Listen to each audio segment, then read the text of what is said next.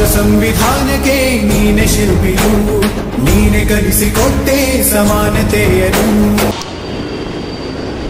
Republican party of India B ಕಚೇರಿಯಲ್ಲಿ ಇಂದು ಬಾಬಾ ಸಾಹೇಬ್ ಅಂಬೇಡ್ಕರ್ ಅವರ ಪ್ರತಿಮೆಗೆ ಮಾಲಾರ್ಪಣೆಯನ್ನು ಮಾಡೋದ್ರ ಮೂಲಕ ಸಂವಿಧಾನ ದಿನ ಆಚರಣೆ ಮಾಡಲಾಯಿತು.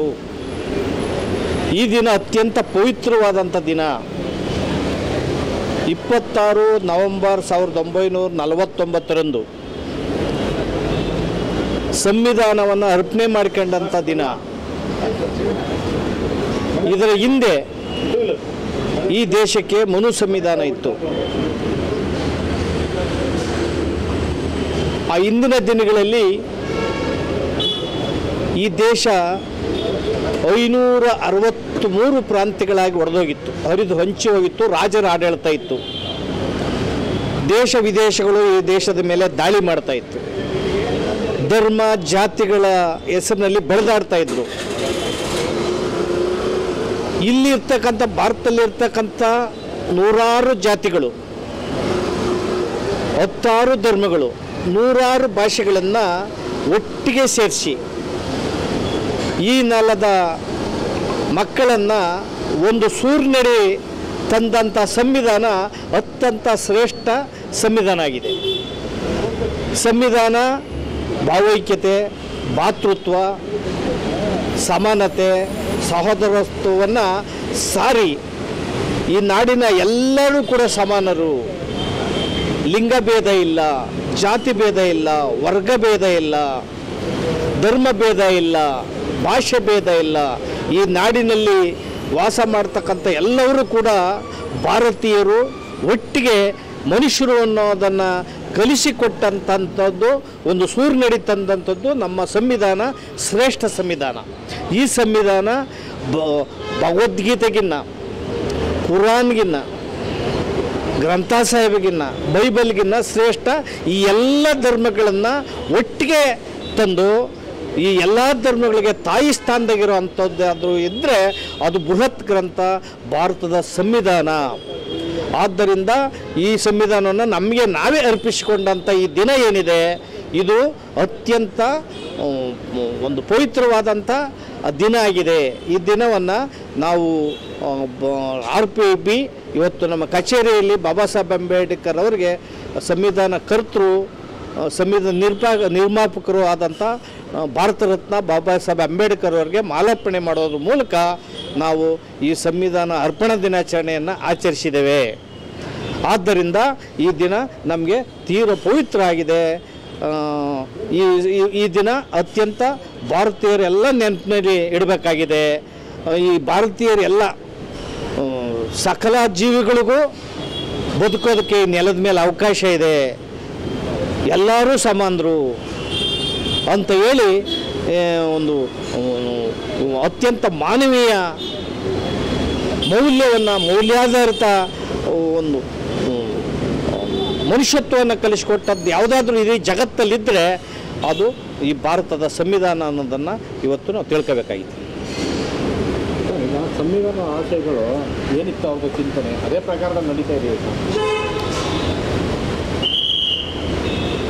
ಏನು ಸಂವಿಧಾನದ ಆಶಯಗಳಿದ್ದಾವೆ, ಸಂವಿಧಾನದ ಪರಿಕಲ್ಪನೆಗಳಿದ್ದಾವೆ, ಅದಕ್ಕೆ ತದ್ವಿರುದ್ಧವಾಗಿ ಇವತ್ತು ಆಡಳಿತಗಳು 1950ರಲ್ಲಿ ಸಂವಿಧಾನ ಜಾರಿಯಾಯಿತು. ಇಲ್ಲಿಗೆ 74 ವರ್ಷಗಳಾಗಿದ್ದಾವೆ. 74 ವರ್ಷಗಳಲ್ಲಿ ರಾಜ್ಯ ದೇಶಗಳನ್ನ ಆಳದಂಥ ರಾಜಕಾರಣಿಗಳು ಏನಿದ್ದಾರೆ ಅವರು ಸಂವಿಧಾನಕ್ಕೆ ತಕ್ಕಂತೆ ನಡೆದಿಲ್ಲ.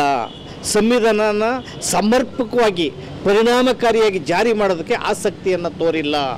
ಇಡೀ ರಾಜಕಾರಣ ಭ್ರಷ್ಟವಾಗಿದೆ. ಮನೆತನದ ಆಡಳಿತ ಮತ್ತು ಭ್ರಷ್ಟ ಆಡಳಿತ, ಸ್ವಜನ ಪಕ್ಷಪಾತವನ್ನು ಮಾಡೋದ್ರ ಮೂಲಕ ಈ ದೇಶದಲ್ಲಿ ಬಡತನ, ನಿರುದ್ಯೋಗ, ಅಸಮಾನತೆಯನ್ನು ಹಾಗೆ ಉಳಿಸಿ ಹೋಗ್ತಾ ಇದ್ದಾರೆ. ಅದನ್ನು ಸಂವಿಧಾನದ ಪರಿಕಲ್ಪನೆಗಳು ಇನ್ನೂ ಕೂಡ ಕನಸಾಗಿದೆ, ಜಾರಿಯಾಗಿಲ್ಲ. ಸರ್, ಯಾವುದೇ ಸರ್ಕಾರ ಬಂದು ಸಂವಿಧಾನ ತಿದ್ದುಪಡಿ ಮಾಡ್ತೀವಿ ಅಂತ ಹೇಳ್ತಾರೆ. ಒಳ್ಳೆ ಪ್ರಶ್ನೆ. ಸರ್ಕಾರಗಳು, ಕೆಲವು ಕೋಮುವಾದಿ ವ್ಯಕ್ತಿಗಳು ಸಂವಿಧಾನ ತಿದ್ತೀವಿ ಅಂತ ಓದ್ತಾರೆ. ಸಂವಿಧಾನವನ್ನು ತಿತ್ತೀವಿ ಬದಲು ಮಾಡ್ತೀವಿ ಅಂತ ಹೋಗೋರು ಇದ್ದಾರಲ್ಲ, ಇನ್ನು ಯಾವ ಥರ ಸಂವಿಧಾನ ಬೇಕು? ಅಮಾನವೀಯ ಸಂವಿಧಾನ ಬೇಕಾ? ಮನುಷ್ಯನ ವಿರುದ್ಧದ ಸಂವಿಧಾನ ಬೇಕಾ? ಮತ್ತು ಹಿಂಸಾತ್ಮಕ ಸಂವಿಧಾನ ಬೇಕಾ ಅನ್ನೋದನ್ನ ಅರ್ಥ ಮಾಡ್ಕೊಬೇಕಾಗಿದೆ. ಮನುಸ್ಮೃತಿ ಇದ್ದಾಗ ಜಾತಿ ವರ್ಗ ಮನುಷ್ಯನನ್ನೇ ದ್ವೇಷ ಮಾಡುವಂಥದ್ದು, ಮನುಷ್ಯನನ್ನೇ ಕೊಲ್ಲುವಂತಹ ಸಂವಿಧಾನ ಇತ್ತು. ಅಂತಹ ಸಂವಿಧಾನ ಬೇಕು ಅಂತೇಳಿ ಪೇಜಾವರ ಶ್ರೀ ಮತ್ತು ಕೆಲವು ಧರ್ಮಾಧಿಕಾರಿಗಳು ರಾಜ್ಯಪಾಲರಿಗೆ ಮನವಿಯನ್ನು ಕೊಟ್ಟು ಬದಲು ಮಾಡಬೇಕು ಅಂತ ಮನವಿಯನ್ನು ಕೊಟ್ಟವರೇ ಅಂತ ಸುದ್ದಿ ಈಗಾಗಲೇ ಪ್ರಕಟವಾಗಿದೆ ಪತ್ರಿಕೆಯಲ್ಲಿ. ಇಂತಹ ಧರ್ಮಾಂಧರು ಇದ್ದಾರಲ್ಲ, ಇವರು ಧರ್ಮಾಂಧರು ಮನುಷ್ಯರೇ ಅಲ್ಲ. ಇವರಿಗೆ ಮನುಷ್ಯತ್ವದ ಪಾಠವನ್ನು ಕಲಿಸಬೇಕಾಗಿದೆ.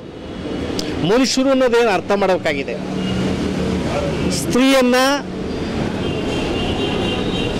ಏನು ಬಾಲ್ಯ ವಿವಾಹ ಪದ್ಧತಿ ಇತ್ತು, ಬಾಲ್ಯ ವಿವಾಹ ಪದ್ಧತಿಯನ್ನು ಈ ಸಂವಿಧಾನ ನಿಷೇಧ ಮಾಡಿದೆ. ಸತಿ ಸಹಗಮನ ಪದ್ಧತಿ ಇತ್ತು. ಇವತ್ತು ಮಹಿಳಾ ತಾಯಿಯಿಂದಿದ್ದಾರಲ್ಲ, ಗಂಡ ಸತ್ತರೆ ಚಿತೆಗೆ ಬೆಂಕಿಗೆ ಹೋಗಬೇಕಾಗಿತ್ತು. ಅವರು ಒಂದು ಸಹಸ್ರಾರು ಲಕ್ಷಾಂತರ ಮಹಿಳೆಯರು ಸುಟ್ಟು ಭಸ್ಮ ಆಗೋದನ್ನು ನಿಷೇಧ ಮಾಡಿದೆ ಸಂವಿಧಾನ. ಜೀತ ಪದ್ಧತಿ ಇತ್ತು, ಸಣ್ಣ ಮಕ್ಕಳನ್ನು ಜೀತಕ್ಕೆ ತಗೊಂಡೋಗಿಟ್ಟು ಮತ್ತು ಮಲಹೋರ ಪದ್ಧತಿ ಈ ಥರದ್ದೆಲ್ಲ ನಿಷೇಧ ಮಾಡಿದೆ. ಜಾತಿ ಪದ್ಧತಿ ನಿಷೇಧ ಮಾಡಿದೆ. ಮನುಷ್ಯರೆಲ್ಲ ಒಂದೇ, one man one vote one value, ಮನುಷ್ಯರೆಲ್ಲ ಒಂದೇ ಅನ್ನುವಂಥ ಅತ್ಯಂತ ಮಾನವೀಯ ಮೌಲ್ಯವನ್ನು ಇಡೀ ಜಗತ್ತಿಗೆ ಸಾರಿದಂಥ ಸಂವಿಧಾನವನ್ನು ಬದಲು ಮಾಡ್ತೀನಿ ಅಂತ ಹೋಗ್ತಾರಲ್ಲ, ಇವರು ಮನುಷ್ಯರೇ ಅಲ್ಲ, ಮೃತಿಭ್ರಾಂತರು ಮತ್ತು ಮನುಷ್ಯ ವಿರೋಧಿಗಳು ಅನ್ನೋ ಮಾತನ್ನು ಈ ಸಂದರ್ಭದಲ್ಲಿ ಹೇಳಕ್ಕೆ ಸಂವಿಧಾನ ಬದಲಾವಣೆ ಮಾಡಬೇಕು ಅಂತ ಹೇಳಿ ರಾಜ್ಯಪಾಲರಿಗೆ ಮನವಿಯನ್ನು ಕೊಟ್ಟಂಥ ಪೇಜಾವರ ಶ್ರೀ ಮತ್ತು ಕೆಲವು ಧರ್ಮಾಂಧರು ಇದ್ದಾರಲ್ಲ, ಅದರ ಹಿಂದಿನ ಹುನ್ನಾರ ಏನಂದರೆ RSS ಸಂಘ ಪರಿವಾರ ಹುಟ್ಟಿ 2025ಕ್ಕೆ 100 ವರ್ಷ ಆಗ್ತದೆ. ವಜ್ರ ಮಹೋತ್ಸವವನ್ನು ಆಚರಿಸುವಂಥ ಸಂದರ್ಭದಲ್ಲಿ ಅವ್ರ ಇಡನ್ ಅಜೆಂಡಾಗಳಿದ್ದಾವೆ. ಅವರ ಮೇನ್ ಇಡನ್ ಅಜೆಂಡಾ ಈ ಸಂವಿಧಾನವನ್ನು ಬದಲು ಮಾಡಬೇಕು ಅಂತಂಥದ್ದು, ಮತ್ತೆ ಗತಕಾಲಕ್ಕೆ ಮರಳಬೇಕು ಅನ್ನೋದು, ಮಹಿಳೆಯ ಅಸಮಾನತೆ ಗೃಹಬಂಧನದಲ್ಲಿರಬೇಕು, ಕೆಲವು ಜಾತಿಗಳೊಟ್ಟಿಗೆ ಘರ್ಷಣೆ ಆಗಬೇಕು, ಕೋಮುವಾದ ವಿಜೃಂಭಿಸಬೇಕು, ಈ ದೇಶದ ರಕ್ತಪಾತ ಆಗಬೇಕು ಅಂತ ರಕ್ತ ಪಿಸಾಚಿಗಳು ಏನಿದ್ದಾರೆ ಈ ನೆಲದಲ್ಲಿ, ಅಂಥ ವ್ಯಕ್ತಿಗಳ ಆಟ ಇನ್ನು ನಡೆಯಲ್ಲ. ಸಂವಿಧಾನಕ್ಕೆ ಏನಾದರೂ ಕೈ ಹಾಕಿದರೆ ಈ ದೇಶದ ರಕ್ತಪಾತ ಆಗ್ತದೆ, ರಕ್ತ ಕ್ರಾಂತಿ ಆಗ್ತದೆ, ಅಂಥವ್ರು ಬುಡಮೇಲಾಗ್ತಾರೆ ಅನ್ನೋ ಮಾತನ್ನು ಈ ಸಂದರ್ಭದಲ್ಲಿ ಅವರಿಗೆ ಎಚ್ಚರಿಕೆಯನ್ನು ಕೊಡ್ತಾ ಇದ್ದೀರಿ. ಫಸ್ಟು ಮನುಷ್ಯ ಕಲಿಯಿರಿ ನೀವು ಅನ್ನೋ ಮಾತನ್ನು ಹೇಳ್ತೇವೆ. 5,000 ವರ್ಷಗಳು ಒಂದು ಮನುಷ್ಯರನ್ನು ಒಡೆದು ಅಸಮಾನತೆಯನ್ನು ಸೃಷ್ಟಿ ಮಾಡಿದಂಥ ನೀವು ಈ ನಿಮ್ಮ ಆಟ ನೆಲೆಯಲ್ಲಿ ಎಲ್ಲರೂ ಜಾಗೃತರಾಗಿದ್ದಾರೆ, ವಿದ್ಯಾವಂತರಾಗಿದ್ದಾರೆ, ಪ್ರಜ್ಞಾವಂತರಾಗಿದ್ದಾರೆ. ನಿಮ್ಮ ಆಟ ನಡೆಯಲ್ಲ ಅನ್ನೋ ಮಾತನ್ನು ಈ ಸಂದರ್ಭದಲ್ಲಿ ಹೇಳಕ್ಕೆ ಇಚ್ಛೆಪಡ್ತೀನಿ. ಒಟ್ಟಾರೆ ಮೊತ್ತದ ಏನು ಪಾಪಗಳನ್ನೇ ಸಮಾಜದಲ್ಲಿ ಮಾಡ್ಕೊಂಬಂದಿದ್ರಿ, ಆ ಒಟ್ಟು ಪಾಪದ ಮೊತ್ತ ಇನ್ಮೇಲೆ ತೀರಿಸುವಂಥ ದಿನಗಳು ಹತ್ತಿರ ಆಗಿದ್ದಾವೆ ಅನ್ನೋ ಮಾತನ್ನು ನಿಮ್ಗೆ ಹೇಳಕ್ಕೆ ಇಚ್ಛೆಪಡ್ತೀನಿ.